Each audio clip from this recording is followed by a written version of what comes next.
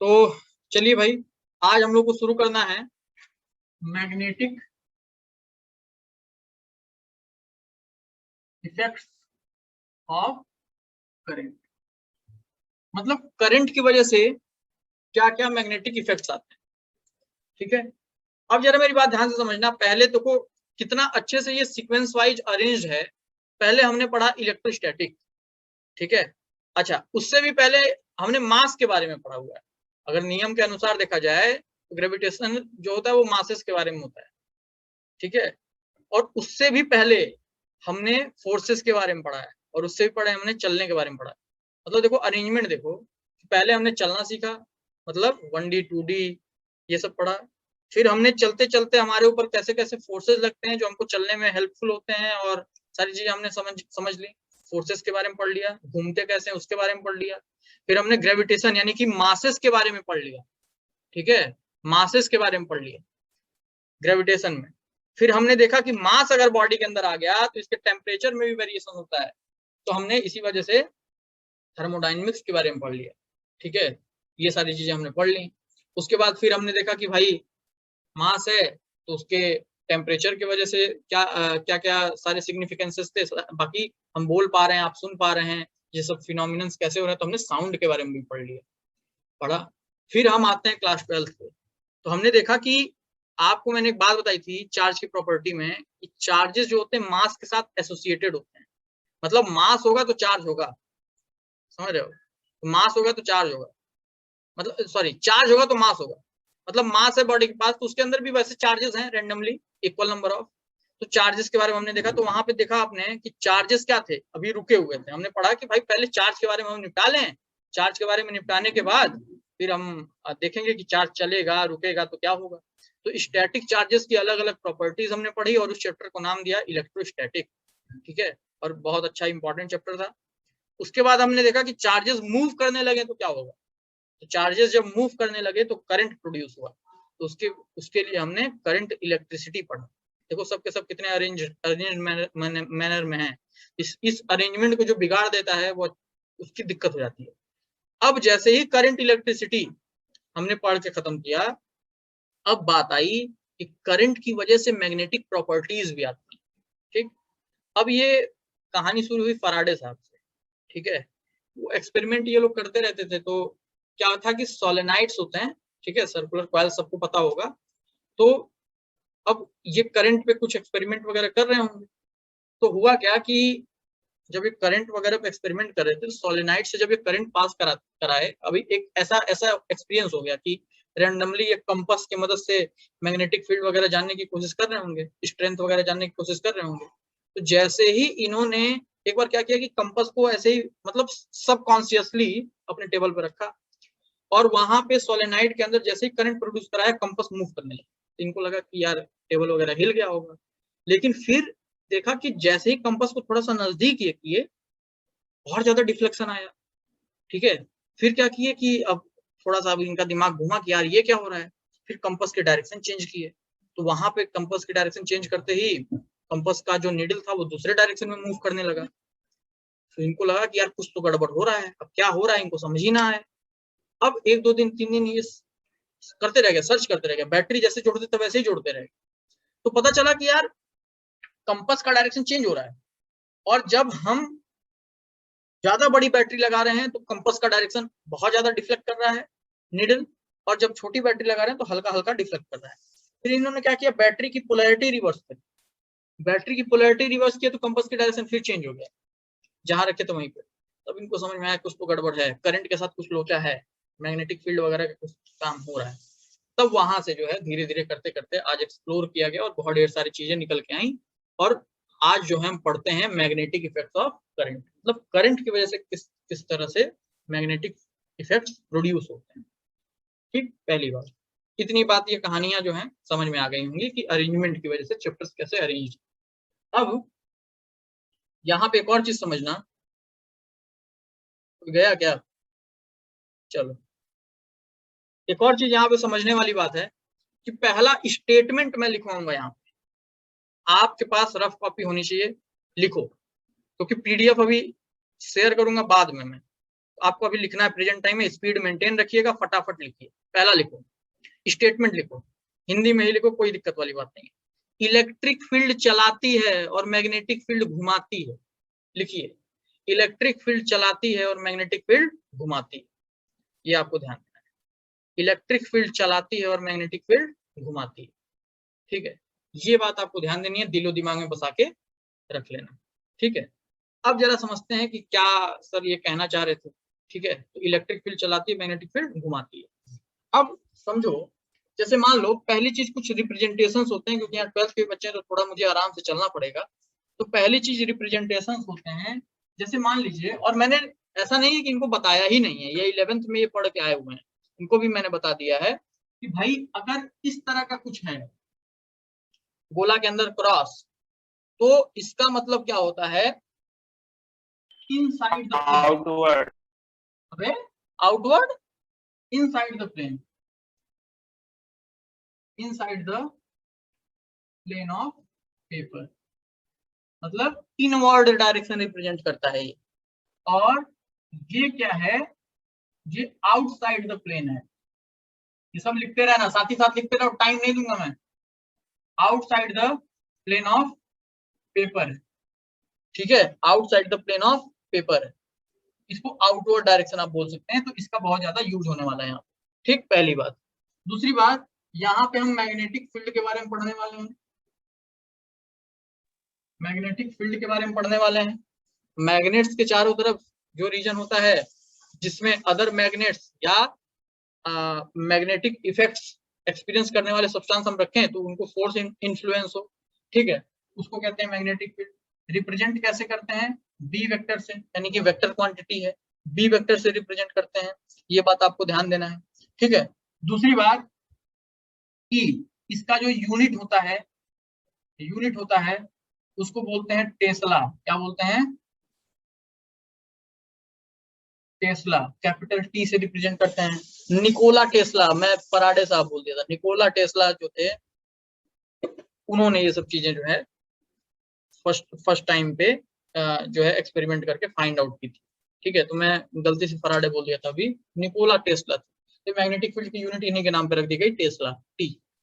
अब हम आते हैं, ये तो बेसिक हमारी बातें थी। अब समझो, आप 10th में भी आपने पढ़ा होगा, क्योंकि ये चीजें वहां रिकॉल करनी जरूरी है, वहां पे इतना आपको फीलिंग नहीं आ पाता है कि अगर कोई चार्ज है वो v वेलोसिटी से मैग्नेटिक फील्ड के अंदर मूव कर रहा है, तो उस चार्ज के ऊपर एक मैग्नेटिक फोर्स लगता है, और उस फोर्स की वैल्यू कितनी होती है, कौन बताएगा, कौन बताएगा? बिल साइन थीटा, क्या? Bill sine theta, bill sine theta? BIL sine theta. यहाँ कोई लेंथ थोड़ी है, मैं चार्ज पूछ रहा हूँ गधे। चार्ज अगर v वेलोसिटी से मूव करता है तब सर के क्यू बी साइन थीटा अपन आर स्क्वायर। अरे नहीं, मैग्नेटिक फील्ड में अगर कोई चार्ज v वेलोसिटी से मूव कर रहा है तो उसके ऊपर कितने फोर्स लगता है, ये बताना है, कौन बताएगा? कोई Q V cross B। Very good Bhanu Pratap. तो एक चीज समझिएगा कि कोई भी चार्ज, अगर नहीं पता कोई बात नहीं, अभी सीख लो, कोई भी चार्ज मैग्नेटिक फील्ड में अगर, समझो मेरी बात, ध्यान समझो, जैसे मान लो यहाँ पे ये मैग्नेटिक फील्ड है, ये क्रॉस मतलब प्लेन के अंदर, बनाते रहिएगा, लिखते रहिएगा साथ ही साथ, फिर आप बात पे कर लेना। ये मैग्नेटिक फील्ड है, इसके अंदर कोई चार्ज है, ये क्यू चार्ज, और ये रेस्ट पे है, किस पे है, रेस्ट पे है, तो इसके ऊपर फोर्स नहीं लगेगा, कोई फोर्स नहीं लगेगा, ठीक है। मतलब ये जो चार्ज है, no magnetic force, no magnetic force, कोई मैग्नेटिक फोर्स यहाँ पे जो है लगेगा नहीं, ठीक, तो फटाफट लिखना। अब दूसरी बात कि अगर कोई charge, Q charge v velocity से मूव कर दे, किस वेलोसिटी से मूव कर दे, v वेलोसिटी से मूव कर दे, तो जब भी कोई चार्ज जो होता है मूव करता है तो वो एक फोर्स एक्सपीरियंस करता है, जिसको हम मैग्नेटिक फोर्स बोलते हैं। यानी कि charge q moving with velocity v experienced a magnetic force experience a magnetic force F, ठीक है, F से रिप्रेजेंट कर रहा हूँ, कोई दिक्कत वाली बात नहीं है। और ये जो F की वैल्यू होती है इसको अब आप वेक्टोरियली देखो। अभी तक तो जो है 10th में वेक्टर फॉर्म में नहीं बताया जाता, डायरेक्ट बता दे देते सब लोग।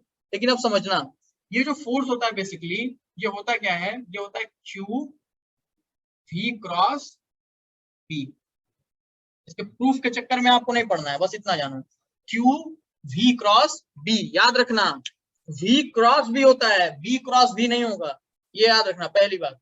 Q V क्रॉस B, ठीक है, Q V क्रॉस B, ठीक। ये फोर्स एक्सपीरियंस करता है कौन, चार्ज, मूविंग चार्ज।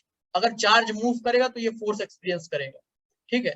तो मूविंग चार्ज जो फोर्स एक्सपीरियंस करता है वो क्या होता है, Q V क्रॉस B। अब इसको अगर आप मैग्नीट्यूड के टर्म में लिखो, F की वैल्यू क्या हो गई, Q V B sine of theta, Q V B sine of theta. यहाँ पे ये थीटा क्या है, Q क्या है, चार्ज। आप लोग लिख लीजिए, वेयर, लिखिए जल्दी जल्दी, वेयर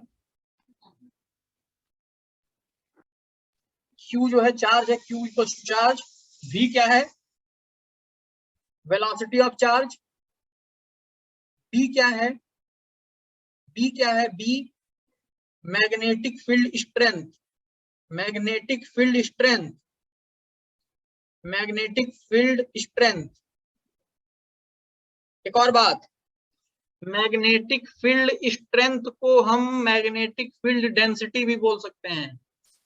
मैग्नेटिक फील्ड स्ट्रेंथ को हम मैग्नेटिक फील्ड डेंसिटी भी बोल सकते हैं। तो मैग्नेटिक फील्ड स्ट्रेंथ स्लैश लगाना, मैग्नेटिक फील्ड डेंसिटी भी लिख सकते हो, स्लैश लगाओ, मैग्नेटिक फ्लक्स डेंसिटी भी लिखा जा सकता है। ये सब न्यूमेरिकल्स में आ जाता है तो दिक्कत हो जाएगी नाम सुन के। मैग्नेटिक फ्लक्स डेंसिटी भी लिख सकते हैं, ठीक है। फिर स्लैश लगाओ, मैग्नेटिक फील्ड इंटेंसिटी भी बोलते हैं, मैग्नेटिक फील्ड इंटेंसिटी भी बोलते हैं, ठीक है। तो ये मैग्नेटिक फील्ड के ही अलग अलग नाम हैं, ठीक, आपको ये ध्यान देना है।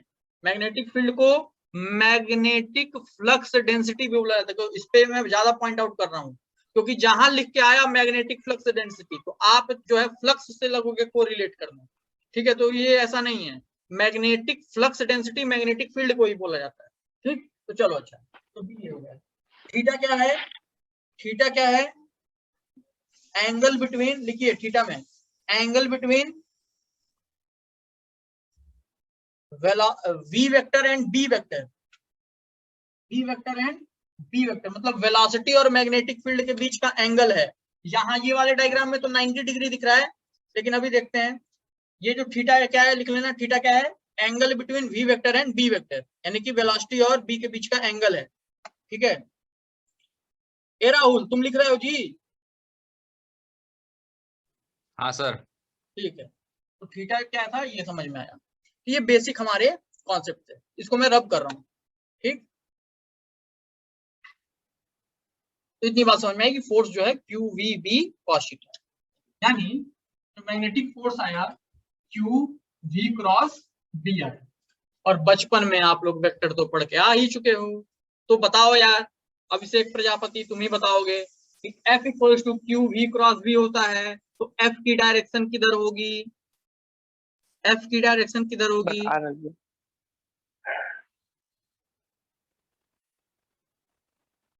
पूरा मैग्नेटिज्म खत्म करूंगा दाहिने हाथ से, ठीक है। तो राइट हैंड थंब रूल हमेशा याद रखिएगा, जो क्रॉस प्रोडक्ट में यूज होता है वेक्टर के अंदर, क्रॉस प्रोडक्ट में हमेशा। तो यहाँ पे पहले तो समझना क्रॉस प्रोडक्ट के कॉन्सेप्ट है, ये मैग्नेटिज्म का कोई कॉन्सेप्ट बताने नहीं जा रहा हूँ, पहली बात। दूसरी बात की जिसको नहीं आता है वो गलत कर रहा है, 11th में पढ़ा हुआ है पूरा। अगली बात समझना, इसमें मैं बताने क्या जा रहा हूँ, इसमें कुछ बातें हैं। जैसे पहली बात, एफ वेक्टर जो होगा will be perpendicular to V vector and B vector. जो एफ वेक्टर होगा वो v और b के परपेंडिकुलर होगा, ये आपको ध्यान देना है, ठीक है। ई एफ वेक्टर जो होगा b और b के परपेंडिकुलर होगा, यही होता है क्रॉस प्रोडक्ट का कॉन्सेप्ट। दूसरी बात, हम ये भी कह सकते हैं कि F vector will be in the direction of, या फिर हम ऐसा लिख सकते हैं, इस तरह से लिखो जरा, एफ वेक्टर जो है ये पैरेलल है v क्रॉस b के। देखो v क्रॉस b के डायरेक्शन में होगा है, क्योंकि v क्रॉस b एक नया वेक्टर रिप्रेजेंट करेगा। और इस तरह से आप कहें कि f जो है v के भी परपेंडिकुलर है, f जो है b के भी परपेंडिकुलर है, यही कॉन्सेप्ट होता है स्केलर का। और v क्रॉस b के पैरेलल, तो ये पैरेलल मैंने बताया है, तो समझना मेरी बात ध्यान से कि f जो होगा v क्रॉस b के पैरेलल होगा अगर q जो हुआ वो पॉजिटिव हुआ, चार्ज जो हुआ वो पॉजिटिव होगा। अभी समझ में आएगा, घबराओ मत। इसी में एक और पॉइंट हम लिख सकते हैं कि एफ वेक्टर जो होगा वो एंटी पैरेलल होगा v क्रॉस b के, एंटी पैरेलल मतलब अपोजिट डायरेक्शन में, इफ q जो होगा वो निगेटिव होगा, इफ q जो होगा वो निगेटिव होगा। तो साथ साथ लिखते रहिएगा, तो ये बात समझ में आ गई। अब समझना, राइट हैंड थंब रूल हमको डायरेक्शन यूज निकालने के लिए यूज करना है, F equal to v cross b। ठीक, तो इस हिसाब से जैसे एक फटाक से हम देख लेते हैं, जैसे मान लो c vector is equal to a cross b है, अगर तो यहाँ पे आपको समझ में आता है कि a के डायरेक्शन में अपना पाम करना है, b के डायरेक्शन में कर्ल कर देना है, अंगूठा जो होगा c का डायरेक्शन दे देगा। यही स्केलर प्रोडक्ट होता है, वेक्टर में पढ़ाया जाता है 11th। अब जरा मेरी बात ध्यान समझना, मैंने भी पढ़ा है कि यहाँ पे अगर आप देखोगे तो v किधर है, इधर की तरफ, तो नियम के अनुसार v के डायरेक्शन में तुमको अपना पाम कर देना है, v के डायरेक्शन में हमको अपना पाम कर देना है, और b के डायरेक्शन में कर्ल कर देना है। b कहाँ है, अंदर, b कहाँ है, अंदर, तो b के डायरेक्शन में कर्ल कर देना है। अंगूठा किधर आया, ऊपर आया, यानी इस फोर्स के, इस चार्ज के ऊपर जो फोर्स की डायरेक्शन है वो किधर की तरफ है, ऊपर की तरफ है। फोर्स की डायरेक्शन है वो किधर की तरफ है, ऊपर की तरफ है।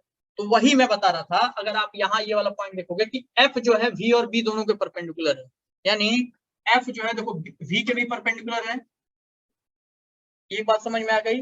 और f जो है ये देखो, मैग्नेटिक फील्ड किधर है, अंदर की तरफ, तो मैग्नेटिक फील्ड के भी क्या है, परपेंडिकुलर है। समझ में आ रहा है, ये बात क्लियर। दूसरी बात की एक चीज समझना, ये बहुत इंपॉर्टेंट बात मैं बताने जा रहा हूँ, बच्चे अक्सर गलती कर देते हैं। ये जो लिखा हुआ है कि ये जो हमको डायरेक्शन मिलेगा ना, ये वाला right hand thumb rule use करके अंगूठा, ये पॉजिटिव चार्ज के मूवमेंट की डायरेक्शन होगी। किसके मूवमेंट की डायरेक्शन होगी, पॉजिटिव चार्ज। तो एक पॉइंट लिख लेना इसके बाद, ये सब के बाद, कि by using right hand thumb rule, by using right hand thumb rule, by using right hand thumb rule,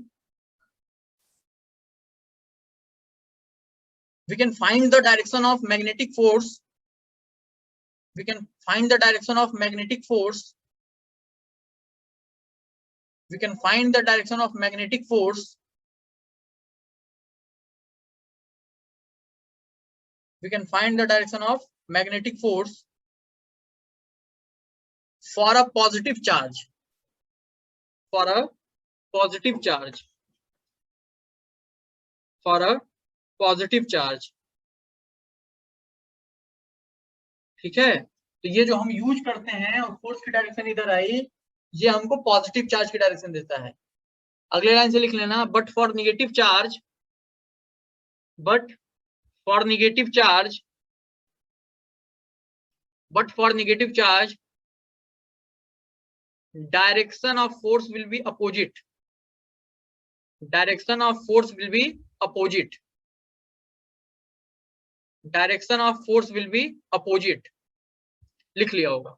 चलो अच्छा, तो मैं क्या समझ रहा हूं, मैं क्या समझा रहा हूं, मतलब ये पॉजिटिव चार्ज था, ऐसे हमने किया, पता चला फोर्स ऊपर लग रहा है, मतलब ये चार्ज जो होगा इस तरह से घूम जाएगा, ये पाथ फॉलो करेगा। और आते आते ही मैं पहला स्टेटमेंट लिखवाया हूं कि मैग्नेटिक फील्ड घुमाती है और इलेक्ट्रिक फील्ड चलाती है। ठीक है, तो मेरी बात ध्यान समझो, इतने बड़े हो गए हो कि तुमको समझ में आए कि इलेक्ट्रिक फील्ड जो होता है वो किसी भी चार्ज को या तो अपने डायरेक्शन में या अपोजिट डायरेक्शन में मूव कराएगा। अगर चार्ज पॉजिटिव हुआ तो इलेक्ट्रिक फील्ड चार्ज को सेम डायरेक्शन में मूव करा देगा, अपने ही डायरेक्शन में। और अगर चार्ज नेगेटिव हुआ तो इलेक्ट्रिक फील्ड जो होगी वो चार्ज को अपोजिट डायरेक्शन में मूव करा देगी। दो बातें क्लियर। अगली बात कि मैग्नेटिक फील्ड जो होगा वो चार्ज को रोटेट करा देता है सर्कल में। ठीक है, 90 डिग्री का फोर्स लगा के। मतलब जो मैग्नेटिक फोर्स होता है वो हमेशा हमेशा मैग्नेटिक फील्ड से 90 डिग्री पे लगता है। देखो मैग्नेटिक फील्ड से 90 डिग्री पे फोर्स लगता है, ठीक। तो अगर पॉजिटिव चार्ज हुआ तो राइट हैंड थंब रूल से हम डायरेक्शन निकाल लेंगे, और निगेटिव चार्ज अगर मान लो यहाँ पे निगेटिव चार्ज लग गया है, यहाँ पे मान लो निगेटिव चार्ज होगा, तो हम ऐसे करके डायरेक्शन ऊपर निकालते हैं, लेकिन अपने दिमाग में सोचते हैं कि निगेटिव चार्ज है मतलब उल्टा, ठीक है। तो ये ध्यान देना है, ठीक। तो ये बातें थोड़ी थोड़ी थी, ठीक है। तो अब हम आते हैं आगे अगला स्टेप, ठीक है।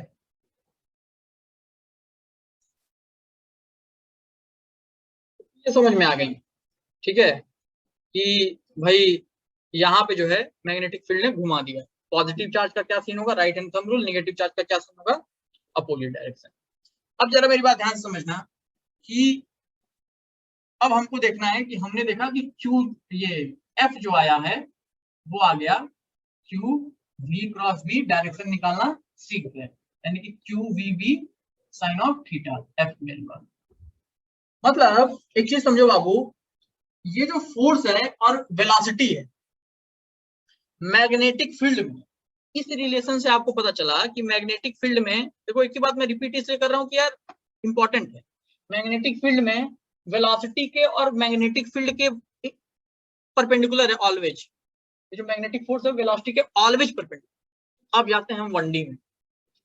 1D में आपको बताया था मैंने कि वेलोसिटी ही बॉडी के मूवमेंट की डायरेक्शन डिसाइड करती है, वेलोसिटी ही बॉडी के मूवमेंट की डायरेक्शन डिसाइड करती है। तो आपको समझ में आ रहा है कि फोर्स और वेलोसिटी ऑलवेज परपेंडिकुलर है, मतलब बॉडी का डिस्प्लेसमेंट और फोर्स भी ऑलवेज परपेंडिकुलर हो। अरे बोलो आया नहीं आया, बोलते रहो यार, थोड़ा मजा नहीं आता। अब यार देखो कि फोर्स और डिस्प्लेसमेंट जो है वो बॉडी के क्या है, वो जो है बॉडी का, बॉडी के ऊपर लगने वाला फोर्स और जो डिस्प्लेसमेंट हो रहा है वो क्या है 90 डिग्री पे। तो जब फोर्स और डिस्प्लेसमेंट 90 डिग्री पे होगा, पहली बात कि यहाँ एक बात बताओ, सब लोग ध्यान से सुनना, यहाँ पे वेलोसिटी और फोर्स परपेंडिकुलर, पाथ कैसा होगा बॉडी, पाथ कैसा होगा अभिषेक बोलो। सर्कुलर। हाँ तो बोलो ना, कॉन्फिडेंस आना चाहिए, मेरे से क्यों पूछने लगते हो सर्कुलर। अब जरा देखो, तो यहाँ पे वेलोसिटी और फोर्स जो है 90 डिग्री पे है, तो यहाँ पे जो बॉडी पाथ फॉलो करेगी वो सर्कुलर पाथ फॉलो करेगी। तो आप लिख सकते हैं, लिखिए कि here velocity and force are perpendicular to each other, are perpendicular to each other, perpendicular to each other, then body will follow circular path, body will follow circular path, circular path बनाएगी। इतनी बात clear होगी, ठीक। एक बात, दूसरी बात, दूसरा पॉइंट लिखना आगे कि as inside magnetic field, as inside magnetic field magnetic force and velocity is always perpendicular, magnetic force and velocity is always perpendicular, magnetic force and velocity is always perpendicular, that is displacement of body and force are always perpendicular at every point, displacement and magnetic force are always perpendicular at every point। इतनी बात clear दीपक? हाँ समझ में आ गया। ठीक है, always perpendicular. अब समझो यहाँ पे खेल है, अगले लाइन से लिखना, अगर डिस्प्लेसमेंट और फोर्स एक दूसरे के ऑलवेज परपेंडिकुलर होंगे तो वर्क डन क्या होगा, क्या होगा मौर्य? Zero sir. जीरो होगा, वेरी गुड। यानी कि अगले पॉइंट से लिखो, अगले पॉइंट में कि मैग्नेटिक फील्ड कभी भी कोई वर्क डन नहीं करती है बॉडी के ऊपर, मतलब चार्ज के ऊपर। मैग्नेटिक फील्ड कभी कोई वर्क ही नहीं कर सकती, यानी कि work done by the magnetic field on a moving charge is always zero. पूछा गया सवाल है, work done in a magnetic field in on a moving charge is always zero, always zero, कभी भी। हाँ, लेकिन याद रखना मैग्नेटिक फील्ड कांस्टेंट होनी चाहिए।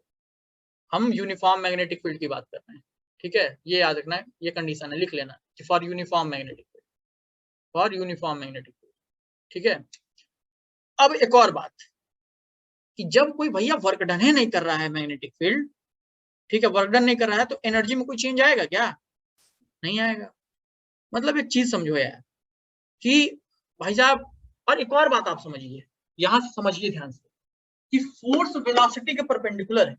तो मैं जब फोर्स चैप्टर शुरू किया था तो मुझे पता है कि इंट्रोडक्टरी लेक्चर में मैंने ये चीज बताई कि अगर ये बॉडी का वेलोसिटी इधर की तरफ है और इसके ऊपर ये फोर्स इधर की तरफ लग रहा है, ये एंगल थीटा है, तो इस फोर्स के दो कंपोनेंट, एक कंपोनेंट आएगा इधर की तरफ एफ साइन थीटा, देखो मुझे अभी तक याद F cos theta, sorry F cos theta, और इधर की तरफ आएगा एफ साइन थीटा, और मैंने वहां लिखवाया था कि this F cos theta will responsible for change in velocity. Velocity को चेंज करने के लिए एफ कॉस थीटा रिस्पांसिबल होगा और वेलोसिटी को इंक्रीज करेगा, और this F sine theta will be responsible for change in direction, और बॉडी को इस तरह से मूव करा देगा, ठीक है, क्योंकि ये फोर्स परपेंडिकुलर था वेलोसिटी को। तो जो फोर्स वेलोसिटी के परपेंडिकुलर होता है वो डायरेक्शन को चेंज करने के लिए रिस्पांसिबल होता है, और जो फोर्स, समझो, डायरेक्शन को चेंज करने के लिए रिस्पांसिबल होता है, और जो फोर्स वेलोसिटी के पैरेलल या एंटी पैरेलल होता है वो मैग्नीट्यूड ऑफ वेलोसिटी के लिए रिस्पांसिबल होता है, चेंज करने के लिए रिस्पांसिबल होता है। तो फोर्स में आप लिख चुके हैं पहले, ठीक। तो यहां समझिएगा, यहाँ पे फोर्स और वेलोसिटी क्या है? परपेंडिकुलर। तो क्या होगा? केवल डायरेक्शन चेंज होगा। कैसा डायरेक्शन होगा? वो सर्कुलर मूव करेगा, सर्कुलर पाथ में। क्या मैग्नीट्यूड चेंज होगा वेलोसिटी का? आरडी राहुल? नहीं चेंज होगा, मैग्नीट्यूड चेंज ही नहीं होगा वेलोसिटी का। यानी कि कभी भी यूनिफॉर्म मैग्नेटिक फील्ड में कोई चार्ज मूव करता है, तो उस चार्ज की वेलोसिटी कभी चेंज नहीं होती। यानी कि वेलोसिटी नहीं चेंज होती है, यानी काइनेटिक एनर्जी भी कंजर्व रहता है। लिखिए ये बात कि in uniform magnetic field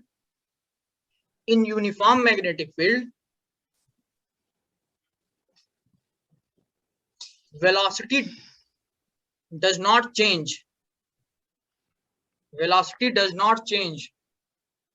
ever लिख सकते हैं, कभी भी नहीं। velocity does not change ever, that is kinetic energy remains the same,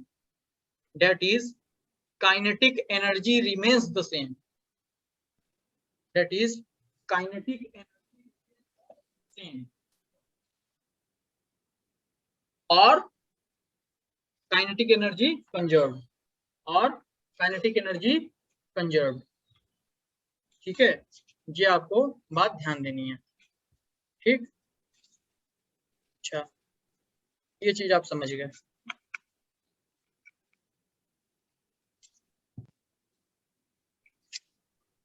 ठीक है। चलो, तो अब जरा मेरी बात ध्यान समझना, इतनी बात समझ गए। अब देखो भाई साहब, देख लीजिए, मैग्नेटिक फील्ड के डायमेंशन पूछे जा सकते हैं, ठीक है। मैग्नेटिक फील्ड का डायमेंशन यानी कि मैग्नेटिक फ्लक्स डेंसिटी का डायमेंशन पूछा जा सकता है। तो यहाँ से आप निकालोगे, यहाँ से फोर्स का डायमेंशन क्या होता है। अच्छा, एक काम करो, मुझे डायमेंशन आपको निकालने आता है, फोर्स का डायमेंशन पता तो होगा, चार्ज का डायमेंशन निकालोगे करंट टाइम के टर्म में, वेलोसिटी का डायमेंशन पता होता है, मैग्नेटिक फील्ड का डायमेंशन निकल जाएगा, थीटा का कोई डायमेंशन है नहीं, ठीक। अब जरा मेरी बात ध्यान समझना कि आपको मैग्नेटिक फील्ड का यूनिट पता चल गया टेस्ला, लेकिन आपको एसआई यूनिट जो है जनरल यूनिट्स के टर्म में लिखना पड़ गया, तो फंडामेंटल के टर्म में लिखना पड़ गया। तो यहां से आप देख सकते हो कि बी की वैल्यू क्या होगी। आप देख सकते हो कि यूनिट ऑफ बी, एक और चीज आप लिख सकते हो, न्यूटन पर कूलम्ब मीटर पर सेकेंड, यही होता है टेस्ला, ठीक है, यही होता है टेस्ला, ये यूनिट है, न्यूटन पर कूलम्ब पर मीटर सेकेंड। कुछ यहाँ तीर थोड़ी मार दिया, ये तो आप भी कर सकते थे, ठीक है, ये समझ में आया, ठीक। चलो, अब देखिए, ये जो टेस्ला होता है ये एसआई यूनिट, ठीक है, ये जो है ये एसआई यूनिट है, ठीक, एक सीजीएस यूनिट होता है, सीजीएस यूनिट होता है। तो मैग्नेटिक फील्ड का जो सीजीएस यूनिट होता है उसको कहते हैं गॉस। क्या कहते हैं? गॉस। ठीक है, कैपिटल जी से रिप्रेजेंट कर सकते हो या गॉस लिखो, ठीक है, सिंपली गॉस कहते हैं। अब 1 गॉस इक्वल टू क्या होता है? 1 gauss equal to 10 to power -4 tesla. 1 gauss equal to 10 to power -4 tesla, ये आपको याद रखना है। ठीक है, चलिए तो चलो भाई शुरू करते हैं आगे। तो हमने देखा कि कोई मूविंग चार्ज है, उसके ऊपर कोई फोर्स लग रहा है, मैग्नेटिक फोर्स, तो कैसे अप्लाई होता है। F vector equals to Q V cross B, यानी कि Q V B, अच्छा मैग्नीट्यूड, सॉरी मैग्नीट्यूड जो होगा वो क्या होगा? Q V B sine of theta. Theta क्या, सारी चीजें आपको पता है। तो अब इसी थीटा के बेसिस पे, मतलब V और B के बीच के एंगल के बेसिस पे अलग अलग हमको कंडीशंस बनाने हैं। ठीक, देखना ध्यान से, board exam point of view से भी इंपॉर्टेंट है। अब ध्यान से समझना, case 1, if theta is 0 degree और पाई, पाई मतलब 180, ठीक, यानी कि जो वेलोसिटी है, ध्यान से देखो, ये मैग्नेटिक फील्ड है, ये चार्ज है कोई, चार्ज, ये वी वेक्टर है। तो जो वेलोसिटी है वो मैग्नेटिक फील्ड के पैरेलल हो या, करते रहिए साथ ही साथ, जो वेलोसिटी है चार्ज का वो मैग्नेटिक फील्ड के अपोजिट हो, तो आप देख पा रहे हो कि जैसे ही साइन की जगह, थीटा की जगह 0 या 180 रखोगे, ये पूरी वैल्यू 0 हो जाएगी, यानी कि नो नेट मैग्नेटिक फोर्स, मतलब चार्ज के ऊपर जो है, जो चार्ज के ऊपर फोर्स होगा वो क्या होगा? 0 होगा, अगर वेलोसिटी ऑफ चार्ज जो होता है वो पैरेलल या एंटी पैरेलल होता है। ठीक है, केस 2 है क्या, अगर थीटा 90 डिग्री हो, ये इंपॉर्टेंट है, थीटा 90 डिग्री, तो ध्यान से देखिएगा। ठीक है, कि अगर थीटा जो है 90 डिग्री हो, केस 2 हम देखते हैं। ठीक, अब जरा बाबू मेरी बात समझना, मैग्नेटिक फील्ड पूरे रीजन में ले लो। देखो कंप्लीट रीजन में अगर मैग्नेटिक फील्ड है तो कोई भी चार्ज होगा वो एक सर्कल का फॉर्मेशन कर लेगा। मान लो यहाँ पे एक चार्ज है, इसकी वेलोसिटी इधर की तरफ है, तो आप देख रहे हो कि magnetic field inside the plane है और जो वेलोसिटी है वो इस डायरेक्शन में, दोनों 90 डिग्री पे है। तो मैग्नेटिक फील्ड और वेलोसिटी 90 डिग्री पे होगा, तो हम डायरेक्शन कैसे फाइंड आउट करेंगे? इस तरह से, इस तरह से, यानी कि जो फोर्स लगेगा वो इस डायरेक्शन में लगेगा, जो मैग्नेटिक फोर्स लगेगा वो इस डायरेक्शन में लगेगा, और ये चार्ज किसी भी पॉइंट पे, जैसे मान लो इस पॉइंट पे पहुंचा तो वेलोसिटी इधर है, तो ऐसे करोगे, कर्ल करोगे, कर्ल करोगे, अंगूठा इधर आ रहा है, फिर देखो सेंटर की तरफ पहुंचे, फिर सेंटर की तरफ फोर्स लग रहा है। ठीक है, फिर मान लो इस पॉइंट पे पहुंचा, इस पॉइंट पे वेलोसिटी इधर हो जाएगी। ठीक है, तो इस डायरेक्शन में अगर करोगे तो ऐसे कर्ल करोगे, इस तरह से करो, एक काम करो, मैं इधर आ जा रहा हूँ, ऐसे करके ऐसा कर्ल करोगे तो कहाँ आएगा? फिर नीचे की तरफ आएगा, यानी कि फिर सेंटर की तरफ फोर्स लग रहा है। सिमिलरली जो है, अगर बॉडी चार्ज यहाँ पहुंच गया तो वेलोसिटी फिर इस डायरेक्शन में हो जाएगी और फिर फोर्स किधर लगने लगेगा? इधर। तो आप देख रहे हैं कि यहाँ पे ये फोर्स लग रहा है सेंटर ऑफ सर्कल की तरफ, यहाँ पे पूरा सर्कल का फॉर्मेशन हो गया है। अगर सफिशियंट एरिया में मैग्नेटिक फील्ड है, तो मैं बार बार सफिशियंट बोल रहा हूँ, क्योंकि आधा अधूरा एरिया में होगा तो चार्ज पूरा सर्कल फॉर्मेशन नहीं कर पाएगा, वो बात की बात है, देखेंगे। लेकिन अभी फिलहाल कि कंप्लीट मैग्नेटिक फील्ड है तो इसमें पूरा कंप्लीट सर्कल का फॉर्मेशन होता है। ठीक, अब बात यह है कि ये जो फोर्स है, मैग्नेटिक फोर्स, आप देख पा रहे हो कि फोर्स और v जो है वो परपेंडिकुलर है, यानी सर्कुलर मोशन करेगा, और सर्कुलर मोशन सब के सब यहाँ पढ़ के आए हुए हो। वहां पे एक यूनिफॉर्म सर्कुलर मोशन होता है। यूनिफॉर्म सर्कुलर मोशन में क्या होता है कि भाई लीनियर वेलोसिटी कांस्टेंट भी होनी चाहिए। तो यहाँ पे क्या वेलोसिटी हर पॉइंट पे कांस्टेंट है? अभी मैंने एक्सप्लेन किया, हाँ। तो वेलोसिटी कांस्टेंट है तो कौन सा मोशन ये करेगा? Uniform circular motion. और यूनिफॉर्म यहाँ लिख लेना कि कोई भी चार्ज अगर यूनिफॉर्म मैग्नेटिक फील्ड में है तो वो यूनिफॉर्म सर्कुलर मोशन करता है। लिखो कि कोई भी चार्ज, ये बनाने के बाद, कोई भी चार्ज अगर यूनिफॉर्म मैग्नेटिक फील्ड में है तो वो यूनिफॉर्म सर्कुलर मोशन करता है। ठीक, अब बात ये है, यूनिफॉर्म सर्कुलर मोशन करेगा तो सेंटर की तरफ सेंट्रीपिटल फोर्स चाहिए कि नहीं चाहिए? एकदम चाहिए। वो सेंट्रीपिटल फोर्स कौन सा फोर्स प्रोवाइड करेगा?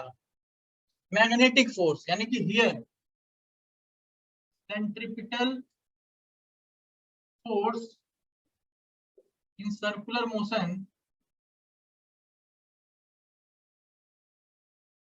is provided by magnetic force. Magnetic force द्वारा जो है ये सेंट्रीपिटल फोर्स प्रोवाइड किया जा रहा है। यानी कि ये जो फोर्स होना चाहिए बाबू, ये mv²/r के बराबर होना चाहिए कि नहीं होना चाहिए? होना चाहिए। ये r क्या है? रेडियस ऑफ द सर्कल है। r क्या है? Radius of the circle. ठीक है, ये फोर्स कितना होता है आपको बताया गया है, QVB sin थीटा, और थीटा यहाँ पे प्रेजेंट टाइम में 90 डिग्री है, हमने अज्यूम भी किया है। इसको QVB लिख सकते हैं कि नहीं लिख सकते हैं? अरे बोलो, लिख सकते हैं कि नहीं? ये V से देखो, ये V कट गया, कटा कि नहीं कटा? तो यहाँ से R की वैल्यू कितनी आएगी? R की वैल्यू आ जाती है mv, और नीचे आ जाता है QV। अरे आता है कि नहीं आता है? आता है। mv/QV बहुत इंपॉर्टेंट रिलेशन, बोर्ड एग्जाम में तो प्रूफ करने के लिए आता है। ठीक है, तो ये ध्यान देना। तो mv/QV। ठीक, अब देखो इस ये जो mv है ये क्या है? ये मोमेंटम है। तो न्यूमेरिकल्स में मोमेंटम के टर्म में, काइनेटिक एनर्जी के टर्म में, पोटेंशियल डिफरेंस के टर्म में, ये सबके टर्म में रिलेशन दे देता है। 12 पास वाले समझ गए होंगे मैं क्या कह रहा हूँ, लेकिन 12th वाले बच्चों के लिए थोड़ा सा मैं फटाफट कर देता हूँ। ठीक है, अब जरा बाबू मेरी बात ध्यान से समझिए। देखो, आर को हम अलग अलग तरीकों से लिख सकते हैं। आर क्या है? mv को हम लिख सकते हैं p, यानी कि मोमेंटम। सारी चीजें स्पेसिफाई कर लीजिएगा, सारी चीजें क्या करिएगा? स्पेसिफाई कर लीजिएगा। अच्छा, पहली बात मुझे ये बताओ, कौन बताएगा? अभिषेक प्रजापति, स्पेसिफिक चार्ज क्या होता है?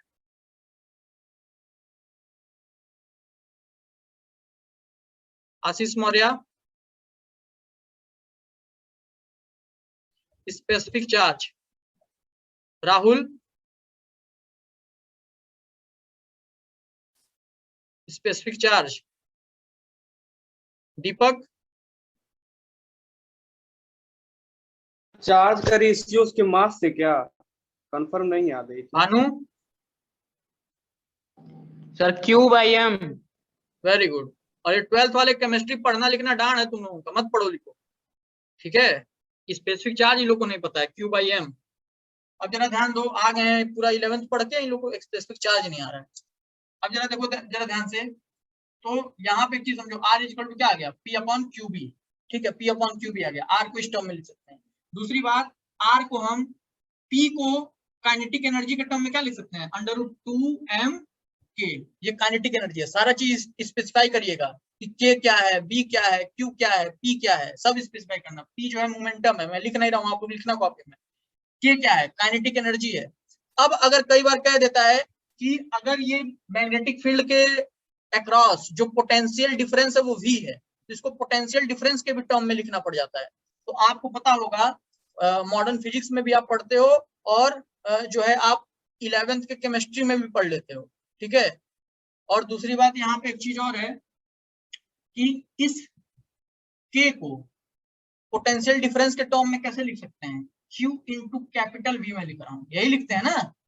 Kinetic energy is equal to क्या होता है? Q इंटू, अरे यार इस तरह से जानो कि work done is equal to Q into V होता है ना, इलेक्ट्रोस्टैटिक में पढ़ाया मैंने। तो वही वर्क डन को काइनेटिक एनर्जी से, एनर्जी है काइनेटिक एनर्जी से आप कर सकते हो कोरिलेट। यहाँ पे ये V क्या है? ये पोटेंशियल डिफरेंस है। ध्यान देना, ये स्मॉल v वेलोसिटी है, ये वेलोसिटी है, और कैपिटल V क्या है? कैपिटल V जो है पोटेंशियल डिफरेंस है। ध्यान देना ये सब बात, पोटेंशियल डिफरेंस। तो न्यूमेरिकल में पोटेंशियल डिफरेंस देके भी पूछा जा सकता है। तो यहाँ पे क्या हो जाएगा? ये भी एक रिलेशन आ गया। जितना मैं ब्रैकेट बना रहा हूँ सब का सब रिलेशन इंपॉर्टेंट। तो यहाँ पे R की जगह हम ये भी लिख सकते हैं, √2m/QV। √2m/QV, ये बड़ा वाला V है, upon B, QB sorry, upon QB। ठीक है, तो ये भी एक रिलेशन है आपका। ठीक, तो अलग अलग तरह के ये रिलेशंस हैं। रेडियस ऑफ द सर्कल, जिस सर्कल में बॉडी क्या करती है? मूव करती है, उस रेडियस से। तो सारा का सारा शुरुआत हुआ है mv/QB से। ये याद रखिए, ये सब निकालने में कोई तकलीफ नहीं होगी। ठीक है, तो mv/QB आपको क्या करना है? याद रखना है। आई होप हो गया होगा, लिख लिए होगे। तो हमने रेडियस ऑफ सर्कल का सारा वेरिएशन देख लिया। अब हमको ये जानना है कि ये जो चार्ज है ये यूसीएम में मूव कर रहा है, इसका टाइम पीरियड क्या होगा। टाइम पीरियड क्या होता है भाई कि जहां से शुरुआत करे घूम के वहीं आ जाए। तो टाइम पीरियड, एक रिवॉल्यूशन में कितना टाइम लगा, टाइम पीरियड जो है वो क्या है, टी। तो हम जानते हैं टी क्या होता है, टोटल डिस्टेंस अपॉन वेलोसिटी। ठीक है, अरे यार, टोटल डिस्टेंस अपॉन वेलोसिटी। तो यहाँ पे टोटल डिस्टेंस कितना कवर कर रहा है, 2 पाई आर, एक सरकमफेरेंस, ठीक। और वेलोसिटी समझ गए, ये वेलोसिटी है, पोटेंशियल डिफरेंस मत समझ जाना, पोटेंशियल डिफरेंस खाली के वाला था, के इक्वल टू क्यू वी। तो यहाँ पे ये है, तो वेलोसिटी क्या है, सॉरी वेलोसिटी तो वेलोसिटी है, आर क्या है, mv अपॉन qv। अभी हमने फाइंड आउट किया है, v से v क्या हो गया, कैंसिल आउट, ठीक। यहाँ से t की वैल्यू कितनी आ गई, 2 पाई m अपॉन qv। बहुत इंपॉर्टेंट रिलेशन, 2 पाई m अपॉन qv। तो यहाँ से फ्रीक्वेंसी भी आप लिख सकते हो, फ्रीक्वेंसी भी लिख सकते हो, f से रिप्रेजेंट कर दो तो 1 अपॉन t होता है, f की वैल्यू कितनी आ जाती है, qv अपॉन 2 पाई m, qv अपॉन 2 पाई m, ये आ जाता है, ठीक। ये बात याद रखना है। दोनों का यहाँ पे इंपॉर्टेंट पॉइंट क्या है, इंपॉर्टेंट पॉइंट ये है कि यहाँ पे time period of charge moving in uniform magnetic field और फ्रीक्वेंसी वेलोसिटी ऑफ चार्ज पे डिपेंड नहीं करते हैं, इंडिपेंडेंट ऑफ वेलोसिटी होते हैं। मतलब कि चार्ज इस तरह से लिखो, लिखो लिखो लिखो, इसके नीचे लिखो, time period of charge moving in uniform magnetic field, time period of charge moving in uniform magnetic field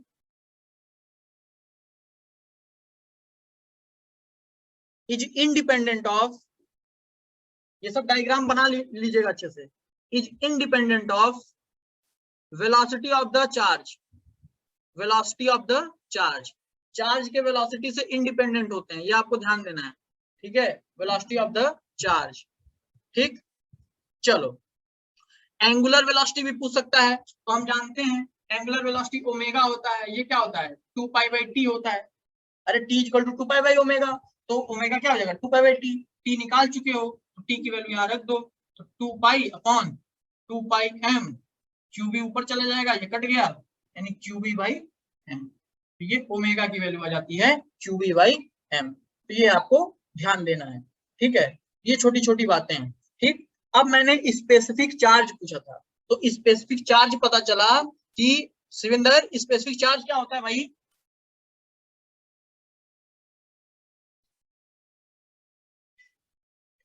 चलो उसका नेटवर्क इशू आ रहा है बहुत ज्यादा, चलो अच्छा। तो स्पेसिफिक चार्ज के टर्म में हम इन सबको रिप्रेजेंट कर सकते हैं, हो सकता है आपके एग्जाम में स्पेसिफिक चार्ज दे दे और ये सब निकालना पड़े, तो मैं लिख देता हूँ, ये सब लिखते रहिएगा फटाफट फटाफट, ठीक है।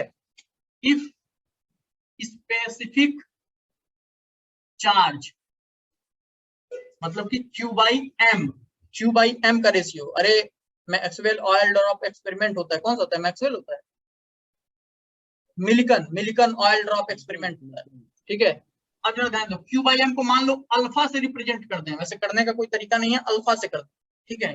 तो स्पेसिफिक चार्ज को अल्फा से कर दें, तो रेडियस को आप कैसे कर पाओगे, रेडियस हम जानते हैं, देखो जरा रेडियस क्या होता है, M B by Q B, time period क्या होता है 2 pi M upon Q B, और फ्रीक्वेंसी क्या होता है क्यूबी बाई 2 पाई एम, और ओमेगा क्या आया, ये आ गया क्यूबी बाई एम, ये आ गया, ठीक है। तो स्पेसिफिक चार्ज अगर गिवन है आपको तो क्या कर सकते हो, यहाँ पे देखो जरा, क्यू बाई एम अल्फा है ना, एम बाई क्यू क्या हो जाएगा 1 बाई अल्फा, यानी कि वी अपॉन अल्फा बी, इसको लिख सकते हैं, इज इक्वल टू, इसको क्या लिख सकते हैं, एम अपॉन क्यू अल्फा, यानी कि 2 पाई अल्फा बी, इसको क्या लिख सकते हैं, क्यू बाई एम को अल्फा, एक मिनट, ये सॉरी, ओह ये है ना, अच्छा अच्छा ठीक, क्यू, तो 2 पाई अपॉन अल्फा बी, ये हो, ठीक है। तो यहाँ पे क्या हो जाएगा, यहाँ पे हो जाएगा बी अल्फा अपॉन 2 पाई, क्योंकि क्यू बाई एम को अल्फा लिख सकते हैं, और ये हो जाएगा अल्फा इंटू बी, ठीक। यानी स्पेसिफिक चार्ज दे दिया तो हम इस तरह से, तो फॉर्मूला रटना नहीं है, ये नहीं पता चल रहा है साइड में अल्फा अल्फा के टर्म में रटे जा रहे हैं, नहीं। तो आपको बस सारे कॉन्सेप्ट जानने हैं, ये मेन फॉर्मूले हैं, ये लेकिन ये जानना है कि स्पेसिफिक चार्ज क्या होता है, Q बाई M का रेशियो। उसके टर्म में भी सवाल पूछे जा सकते हैं, फटाफट से नोट करिए। तो हमने देख लिया कि जब थीटा 0 या 180 हो तो क्या होगा, जब थीटा 90 हो तो क्या होगा। अब हम देखने जा रहे हैं कि अगर थीटा ना 90 हो, ना 0 हो, ना 180 हो, कुछ एंगल एक्यूट एंगल हो मान लो, ठीक है। तो case 3, if theta is acute, ठीक है। अगर थीटा एक्यूट है तो जरा देखो, जरा ध्यान से समझना बाबू सब लोग। यहाँ पे देखो, ये एक्स एक्सिस मान लो, ये वाई एक्सिस मान लो, और मान लो कि एक्स एक्सिस के ही डायरेक्शन में जो है मैग्नेटिक फील्ड है। एक्स एक्सिस के ही डायरेक्शन में क्या है, मैग्नेटिक फील्ड। और यहाँ पे एक चार्ज पार्टिकल क्यू रखा है जिसके पास वेलोसिटी है v वेक्टर, और ये एंगल है थीटा। ये एंगल क्या है, थीटा, ठीक है। अब जरा ध्यान देना, यहाँ पे दो बातें होनी है, ठीक। यहाँ पे दो बातें होनी है, अभी थोड़ी देर पहले मैंने डिस्कस भी कर दिया है, ठीक। कि इस वेलोसिटी के दो कंपोनेंट आएंगे, एक कंपोनेंट होगा इसके अलोंग v cos थीटा, और एक कंपोनेंट होगा इसके अलोंग v sin थीटा, ठीक है। दो कंपोनेंट होंगे, v cos थीटा और v sin थीटा। तो मुझे बताएगा अभिषेक कि बताओ भाई, v sin थीटा या v cos थीटा जो होगा, एक चीज समझना, v cos थीटा किस चीज के लिए रिस्पॉन्सिबल होगा, आगे बढ़ने के लिए कि घूमने के लिए? क्या सर? v cos थीटा जो होगा वो किस चीज के लिए रिस्पॉन्सिबल होगा, आगे मूवमेंट के लिए कि घूम जाने के लिए? सर आगे मूवमेंट के लिए। और v sin थीटा आगे मैग्नीट्यूड, सभी sine theta sir direction change के लिए, चेंज करने के लिए, यानी कि सर्कुलर मोशन के लिए। अब जरा मेरी बात ध्यान से समझना, सब लोग ध्यान से समझेंगे कि ये v cos थीटा जो है बाबू, ध्यान से समझना, v cos थीटा जो है मैग्नेटिक फील्ड के डायरेक्शन में है, यानी पैरेलल है। यहाँ पे देखो, v cos थीटा क्या है, पैरेलल टू मैग्नेटिक फील्ड है, पैरेलल टू b वेक्टर। इसका मतलब v cos थीटा के वजह से, ध्यान से, v cos थीटा के वजह से चार्ज के ऊपर कोई फोर्स नहीं लगेगा, यानी इसका मतलब no force due to v cos theta. v cos theta के वजह से कोई चार्ज के ऊपर फोर्स नहीं लगेगा, लेकिन but v sin theta is perpendicular to v। इसका मतलब magnetic force apply, magnetic force is only due to v sin theta. Magnetic force जो होगा वो केवल किसके वजह से होगा, v sin थीटा की वजह से होगा।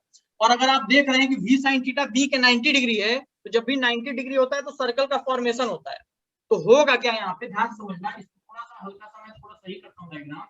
यहाँ पे होगा क्या, यहाँ पे ये v है, तो यहाँ पे होगा क्या कि ये v sin थीटा जो होगा इस चार्ज को घुमाना शुरू करेगा सर्कल में, और साइमल्टेनियसली साथ ही साथ ये जो v cos थीटा होगा इसको आगे बढ़ाना शुरू करेगा। तो होता क्या है कि यहाँ पे एक हेलिक्स का फॉर्मेशन होता है। इसका फॉर्मेशन होता है हेलिक्स का, इसको हेलिक्स बोलते हैं। जैसे स्पाइरल वाली कॉपी है ना आपके पास, स्पाइरल वाली कॉपी, तो उस स्पाइरल को हेलिक्स बोलते हैं, यानी कि combining both the effects, combining both the effects, v cos theta वाला और v sin थीटा वाला इफेक्ट कंबाइन करके, combining both the effects, charge q follows helical path and form a helix। Helical path follow करता है और helix form करता है, ठीक है, हेलिक्स फॉर्म करता है, इसको हेलिक्स बोलते हैं, ठीक। अब जरा मेरी बात बाबू ध्यान समझना, ये जो हेलिक्स है, ये हेलिक्स है, इसमें सर्कल्स भी बने हुए हैं, ये सर्कल्स के रेडियस भी होंगे, है ना। हेलिक्स है तो इसमें सर्कल्स भी बने हुए हैं, इसमें रेडियस भी होंगे, ठीक है। तो यहाँ पे ये जो सर्कल का रेडियस है, ये रेडियस कितना होगा, तो हमको पता है एज r इक्वल टू क्या होता है, mv अपॉन qb। लेकिन याद रखना, यहाँ पे ये वेलोसिटी कौन होगी, कौन सी वेलोसिटी सर्कल बनाने के लिए रिस्पॉन्सिबल है, जो रेडियस लाएगी। यहाँ पे केवल और केवल परपेंडिकुलर वेलोसिटी, ठीक है। और v परपेंडिकुलर यही है, यहाँ पे देखो v परपेंडिकुलर क्या है, v sin थीटा, और v पैरेलल क्या है, v cos थीटा। तो परपेंडिकुलर वाली वेलोसिटी रिस्पॉन्सिबल होगी रेडियस बनाने के लिए। तो रेडियस की वैल्यू कितनी आ जाएगी, m v sin theta upon qv। ये आता है हेलिक्स के केस में रेडियस, ठीक है। टाइम पीरियड की बात करोगे कि कितना टाइम पीरियड बाद ये रिपीट करेगा अपने मोशन को, तो टाइम पीरियड आपको पता है वेलोसिटी पे डिपेंड ही नहीं करता था, है ना। तो टाइम पीरियड में कोई अंतर नहीं आएगा, 2πm अपॉन qv हो जाएगा, यही होता था ना, और कुछ होता था, यही होता था। और फ्रीक्वेंसी में भी कोई इफेक्ट नहीं पड़ेगा, रेसिप्रोकल हो जाएगा, qv अपॉन 2πm, ठीक। ये बात समझ में आ गई, जल्दी से नोट करो इसको।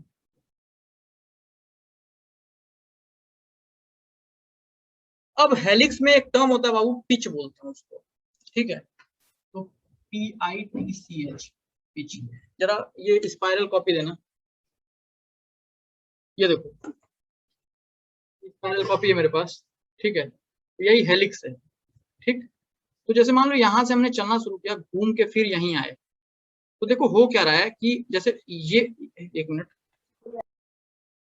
ये वाला आपको दिख रहा होगा और ये वाला आपको दिख रहा होगा। तो यहां से यहां तक आने में एक डिस्टेंस कवर की गई है, वो भी लीनियर डिस्टेंस। तो लीनियर डिस्टेंस कवर की गई है, तो जब तक ये घूम के वापस से यहाँ आएगा, मतलब ये जो पॉइंट है घूम के वापस से यहाँ आएगा, ठीक है, दूसरे वाले पे, मतलब यहाँ का पॉइंट घूम के यहाँ आएगा, तो एक लीनियर मोशन कंप्लीट होगा, एक टाइम पीरियड भी कंप्लीट होगा, है ना। तो पिच क्या होता है, पिच जो होता है सीधी सीधी बात कि द डिस्टेंस बिटवीन एडजेसेंट, या फिर हम ऐसा कह सकते हैं the distance travelled between two consecutive helix, ठीक है। यानी कि दो कॉन्जिक्यूटिव हेलिक्स के बीच में जो डिस्टेंस ट्रेवल की गई है, जैसे इसको हम मान लो पिच को p से रिप्रेजेंट करते हैं, तो ये जो दो कॉन्जिक्यूटिव हेलिक्स के बीच की दूरी तय की गई है, इसी को हम क्या कहते हैं, पिच कहते हैं। दो हेलिक्स के बीच में जो दूरी तय की जाती है उसी को पिच कहते हैं। मतलब यहाँ से यहाँ तक जाने में टाइम कितना लगा होगा, वो टाइम पीरियड के बराबर लगा होगा, क्योंकि एक टाइम पीरियड बाद वो अपने पोजीशन पे वापस से रिटर्न होगा, ठीक है। यानी लिख सकते हो आप, लिखो लिखो लिखो लिखो, the linear distance between two consecutive helix, the linear distance between two consecutive helix in a given time period,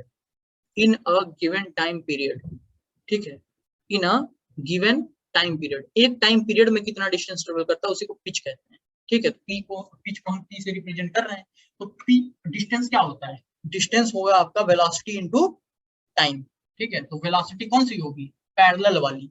कौन सी वेलोसिटी पिच के लिए रिस्पॉन्सिबल है भाई, पैरेलल वाली, इनटू टाइम कितना होगा, टाइम पीरियड के बराबर।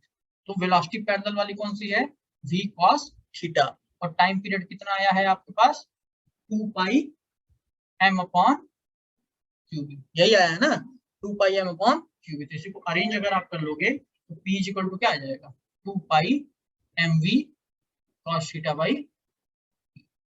तो बाकी mv को कैसे कैसे, ये मोमेंटम है, तो मोमेंटम को कैसे कैसे हम बदल सकते हैं, ये चीज आपको मैं सिखा ही दिया हूँ, ठीक है। तो मोमेंटम को हम बदल सकते हैं बहुत अच्छे तरीके से, मतलब के काइनेटिक एनर्जी के टर्म में, पोटेंशियल डिफरेंस के टर्म में, ठीक है। तो यही पिच है, नोट कर लीजिए इसको।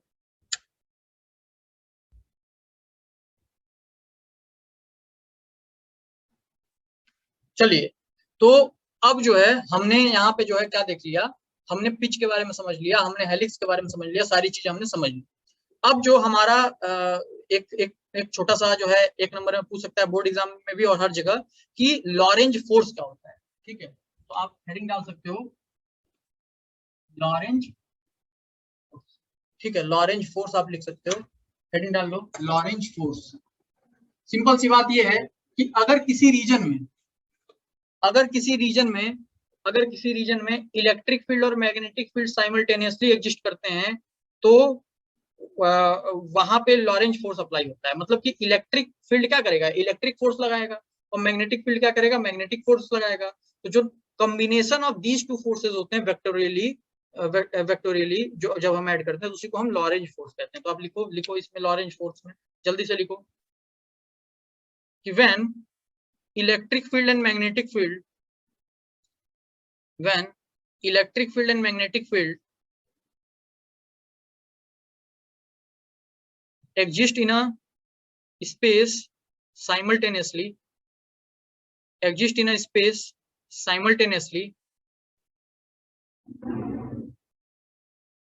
then the net force on a moving charge, then the net force on a moving charge, then the net force on a moving charge is combination of electric force and magnetic force, is combination of electric force and magnetic force, is combination of electric force and magnetic force, and can be written as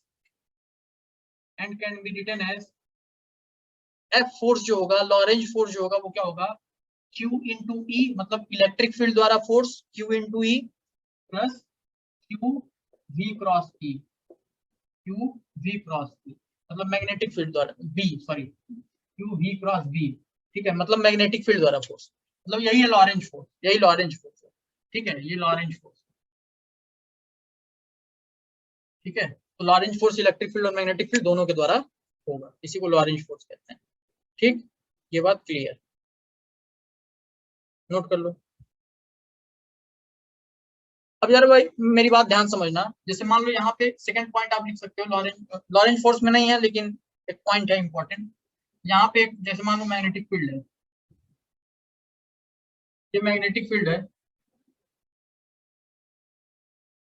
एक point हम लिख रहे हैं, इस magnetic field में एक charge है, ठीक है, Q, एक चार्ज है Q, ठीक है, और Q1 है मान लो, एक दूसरा चार्ज है Q2, ठीक है, इस same magnetic uniform magnetic field B में, ठीक, ये Q1 है और ये Q2 है, नहीं चार्जेस सेम है, सेम चार्जेस है, चार्जेस सेम है, सॉरी चार्जेस सेम है और उनके मासेस भी सेम है, Q और M जो है चार्जेस भी सेम है और मासेस भी सेम है।